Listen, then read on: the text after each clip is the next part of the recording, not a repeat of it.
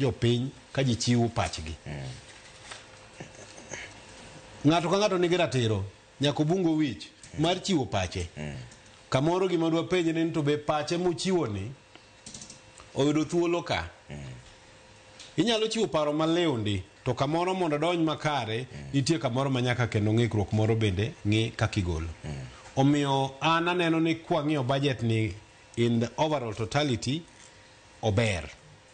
To nitiere kuonde ma king'iyego tiko ni maendi nyalo bedo mabet rach. To an kaka jalony weche machalo gi mag budget gi weche mag neno ni to uchumi marwa dhi nade. Akwonga ng'iye gi rameny mabor. Iluongo ni bird's eye view. Wadwa dhi kanye kaka piny. Mane gimi kwongi penjo. Deficit chal nade. Kipime gi GDP.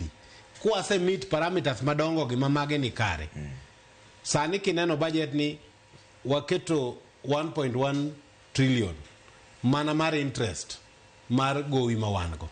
To kinono kaka gowi ni chalo nitiere kuonde ma wadwoko piny. Ma Auditor General to wacho ni nitiere gope moko mochulo to pok otiyo kata. Mano bende nitie, kamoro nitie kuonde ma mane momiyo miyo Auditor General tich. Kane president owacho ni adwa timo nonro kit gowi mawango public debt. Mano loso komiti mo gazet moyiero jogo mondo konye timo nonro. Ne jo odhi do mowacho ni hapana mano ok tiji, mano tij Auditor General. Auditor General nonyis ni kara dhi timnwa nonro public debt chal nade.